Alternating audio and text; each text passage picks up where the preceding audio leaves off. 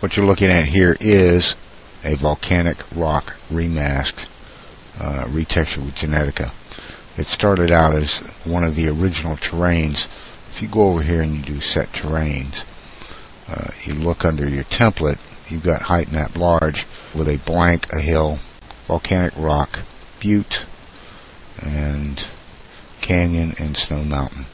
I took this volcanic rock and I converted it to this just by changing some of the maps here. You've got height map 1, 2, 3, and 4.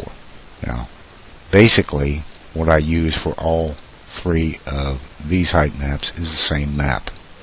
Pretty much the same. There is no detail here, and there's a bump map.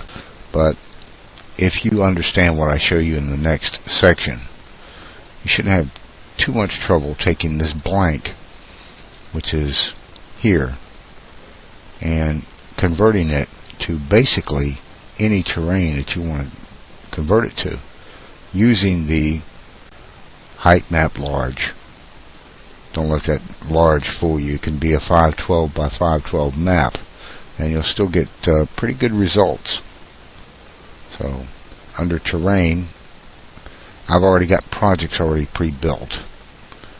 This is the demo version I'm going to use. I'm not going to save this, so I say no.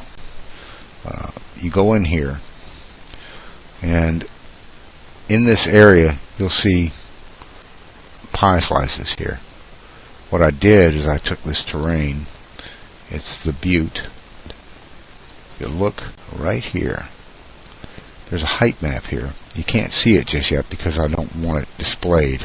And then there's a mask. Now the mask, if you look at it, is red, green, and blue. The white area you see here is completely empty. In other words, this is a PNG with a background invisible opacity layer. The black is a different color, just so I could put a 4th material in here. The brown, you see, falls under the red, and if you look down here, I've got it on map 3, but I can bring it back up here to map 1. You see the diffuse here is 4 tiles of this brown. You see it in the clear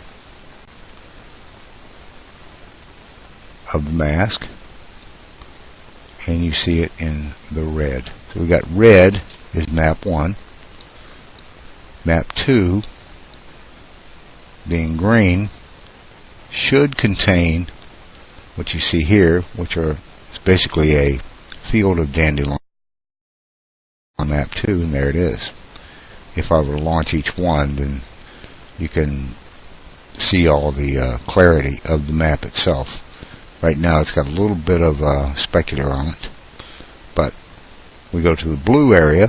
Well, it must be, if this is 1, this is 2, and this is 3, this must be map 3. So if I come down here to height map 3, there it is. It's glacial area. Its tiling is at 12 to show more detail. I can bring the tiling down. You can lock the ratio, and we'll just bring it down to 1. So if I delete everything out, that is actual tiled of 1. Now the final area, actually not the final area, is black. Now black being a contrasting color I used. It could be any color you want to use in this map. So I use black, which is a good contrasting color to all 3. So I go to height map 4, and what do I have? Well, I've got this area right here. And how do I know? Well, I put a little bit of diffuse change on it to make it yellow. And there's your masking area. Now this mask area can be changed to anything you want for masking. What I'm trying to do is explain how the maps are designated. Red, green, blue, and then you've got the alpha area outside of it that's not got anything on it. So if I were to launch this and look in Photoshop, all this area is empty. the red, green, blue, black. This is a contrasting color. If I were to change this to yellow, for instance, let's change that to yellow and put it back in. You'll see what I'm talking about, hopefully. If I change that to yellow and save it, and I go back in here to iClone, see, it's not really a contrasting color. What comes through is the brown from underneath, which is your primary terrain. Map 1. Okay?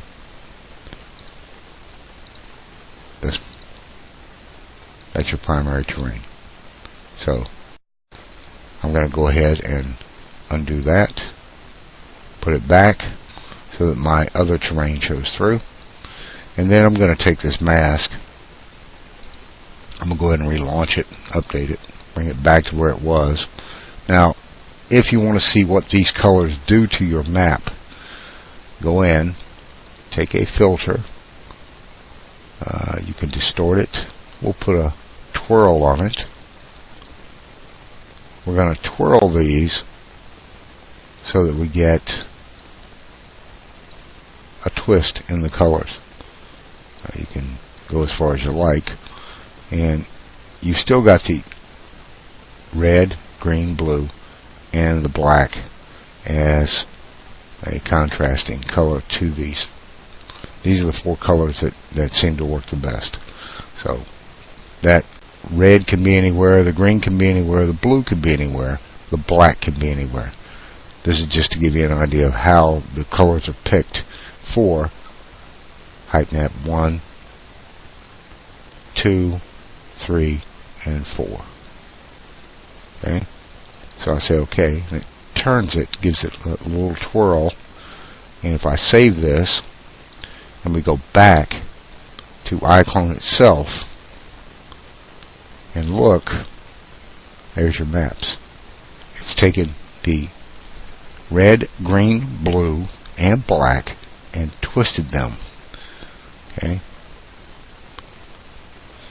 And those height maps, once again, are height map 1, 2 has been twisted to here, 3 twisted here, the white, and 4, once again the yellow that I put a map on, a little yellow diffuse color to change its contrast with the white, is here. Doesn't matter what pattern you use, but I thought the twirl pattern was the easiest way to explain how the masks are determined for use to lay out your terrain itself. In other words, where do you want your ground level to be? What do you want in the left quadrant? Do you want it to be rocky? Is that going to be your map 1, your red? Do you want it sandy, where the green would fall? But the masking area does tell you how the map is read and how it's laid out. Now, next to that mask is the height map itself. Now, the height map is basically, if I launch this, it's a black and white map. This is grayscale, of course, but within this black and white map, now this is not quite black. It's actually a gray. If I were to put black in here, I'm going to change this back, but if I were to put black in here, it's a whole lot different than it would be if it were all black. But if you notice, the gray inside the O for iClone did not change. So I'm going to undo it. We're going to make the area in here, inside of the iClone height map, black, right here. Black being deeper. The lighter the color, the higher the terrain. So we're going to go back, let's say File, Save, and we're going to put that back in. And once it goes into iClone, you don't see any change. Now you know why you don't see any change. is because I don't have any height scale here. I've got it all smooth. Now if I bring this back, just the smooth itself, you'll see the letters begin to appear, because it's not got any smooth at all. In other words, it's not blending to the basic terrain. Smoother it is, the flatter it gets in relation to the height scale. So if I bring this back here, you still see where it says iClone5. Okay? Now if I bring this height scale up, you'll start to see more contrast, but for some reason the area in the O is not coming up. And the reason being is because it's got a height map of black, actually. So I'm going to change the camera. I'm going to go to preview camera, and we'll come and spin this around a little bit, and you can see if I were to go in here and look inside each one of these letters, yes, they're going up, but the O in relation is going to give you a little bit deeper map, because I used black in the area here. Now if I go into the surrounding area for the terrain, and let's say I take this and I launch it, it's already in here, update it, hit undo to take the black out, and I do a filter to invert the image. Let's change it where it's high around, but the gray areas actually go down into the ground as a depression. And I say file save. The opposite of what you just saw will now be visible in iClone. See? Now you have depressions in the ground based on the gray. If you were to turn it sideways, there's all your letters that have sunk into the ground based on the gray height map. So that's how you create a say a cavern or a canyon. Use darker for the impressions or depressions, depending on how you look at it, or lighter to bring up the land area around it, which I just did. So you can also change your height scale here, and what it will do is it will sink down to a, let's say, smaller, manageable area. Let's say you don't want to send your characters way down in a deep cavern. But if you take this height scale and you raise it up, and you hit this camera again, it's probably going to be unlikely you'll see much. But you can bring this back down to here, and where's your terrain? Well, if you look at your height scale, it's way up. Height offset, it's kind of hard to find it. So if I hit terrain, hit F, my terrain's gone. Bring your scale back down, bring it here, and the easiest way to keep up with it is to stay with it. So if I come back, press shift, and I'm going to pull back away from it so we can actually see it change from a distance. And I bring this up. Now my height scale is at 1. I take it up. As you see it go up, it begins to get deeper, but the ground itself is also moving up with it. So it's trying to maintain this 0 position for the ground level. So your height offset, you take it up or you take it down to keep your terrain in sight. Now it only goes so far. So look at your height scale and bring it down, and just remember you've got characters you've got to put in the scene too. But there's your map. You don't need two-sided to figure out where you're at. Just bring it back. Now, this is land. You're going to be putting characters or vehicles or whatever on, props, houses. So you determine what your height is going to be based on this gray this mask determines what material goes in what area. Let's say you want all of it to be brown. Now this brown is all the same. It's just tiled differently. If you look at height map 1, there you go. It's tiled 4. If I were to change it to 1, there's your height map area. It's all dependent on how it's twisted, turned, and masked. That's your basic ground cover. Height map 2, once again, is what color? Red. Or is it green? Always remember RGB. Red, green, blue. And then the fourth map being the alpha, or the area that's not covered, which is the white in this mask. If you can remember those in order, and most people know what RGB means when they're dealing with colors in a computer, there you go. That's how you get different height maps and use your mask to determine what you're going to be seeing. Now, I don't particularly like this yellow, so how do I know which one it is? Well, you can look at the swirl. It's the black, isn't it? So if that is the area I'm looking at that I want to change, just remember where you put your maps. It's here, number 4. So if I change this map, and let's say I want to put in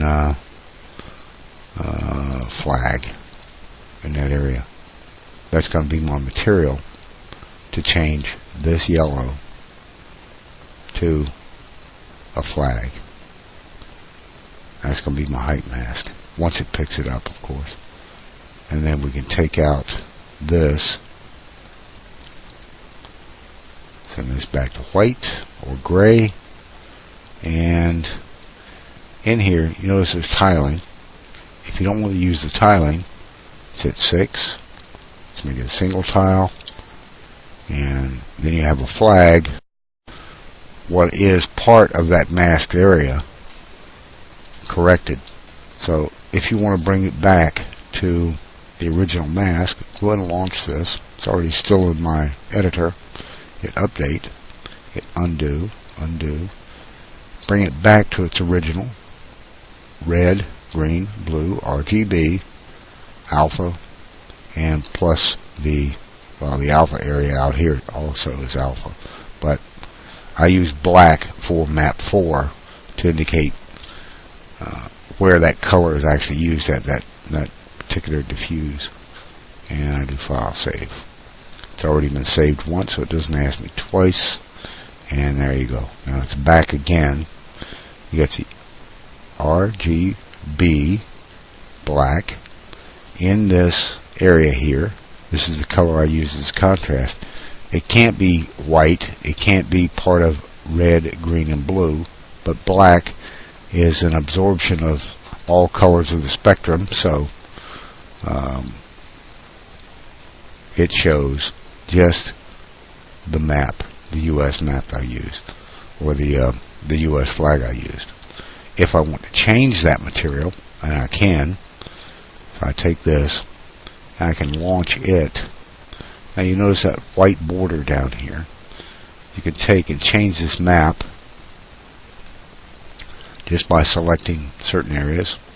Let's say we want the blue field to stay visible, but we'll take out the border like it was hanging from a flagpole. We'll take that, we'll just move it over, all the way over to the left, and we'll stretch it out.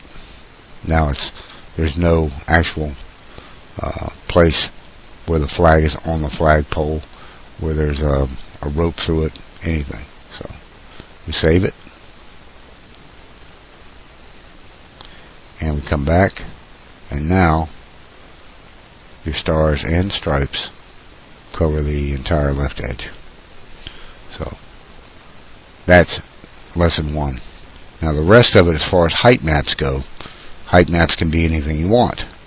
Just remember the RGB I use black. You can try your other colors, but black seems to work the best as the alternative map for 4.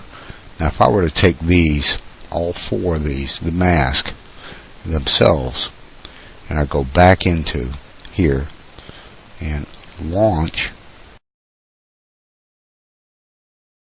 say I just take this entire image and rotate it. What's going to happen with the colors? Well, the flag, if I rotate it to the right, the flag should end up here.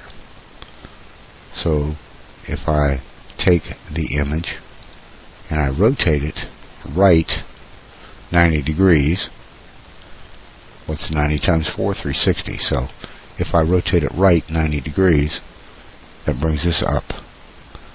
And I say File, Save. Now the flag should be up here, and all the other colors should turn accordingly. So I come back to iClone, and there it is. That tells you what the masking colors are doing. They say, okay, for this area, I want this material, I want this material, or this material. And it doesn't matter what material it is. Just remember what map is what. R, G, B, and in this case, black. Red, green, blue, and black. Contrasting colors for your map heights. That's what the mask is for, and that's how you use it. That's the easiest way I can explain it that I understand. And I'm not the sharpest pencil in the box. But if you can remember those 3 colors, red, green, and blue, pick your 4th color. As long as it doesn't interfere with the masking process. Black seems to be the best one to use. You can use black to pick out, if you go in here in your height mask or your map 4, the flag. If you want to make the black area of your mask something like a trail, go back in here, take this, change this to a pencil or brush tool, whatever you're going to use. It's a brush tool. Okay, I'm going to darken, and I go back in this map. It switched off on me. Close here. Now I'm going to take this black pencil or brush, and I'm just going to come through here. Come back here, and basically I'm showing you can extend that flag out to be anywhere you want. But this mask area is going to tell you how far that flag extends out. So let's say we've done that circle. Now I could do a really nice clean circle here. It's up to you how you use your photo editor. But I need to show you oddities in the shape so that you can see what the masking does. And there we go. It's kind of a circle, but not a circle. I say File, Save. What that's going to do is going to extend that 4th texture out into these other 3 regions. So if I switch back here to iClone, there's your flag. Now it's been extended out from this pie slice out to here and here. That should help you a bit. I will do text and add to this at the end. So, not hard to understand. It's just a matter of understanding how the mask affects the layout. RGB, red, green, blue, black. I use black, and then once again, if you look at the outside here, if there's nothing there, it's going to pick your first map texture, map 1, and fill in that empty area. Hopefully that'll help you. Take care. Cricky out.